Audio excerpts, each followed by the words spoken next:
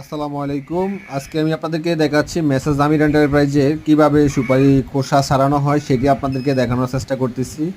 তো এগুলো দেখতে পাচ্ছেন, এগুলো হচ্ছে লক্ষ্মীপুর জেলা, রায়পুর উপজেলা, হায়দ্রাবাদ বাজারে যে সুপারিগুলো রয়েছে এগুলাকে আমরা শুকিয়ে তারপর হচ্ছে শুকনো সুপারি করে থাকি। আর এই শুকনো সুপারিগুলোকে মূলত হচ্ছে খোসা ছাড়ানোর দৃশ্যটি আপনাদেরকে দেখানোর চেষ্টা করতেছি।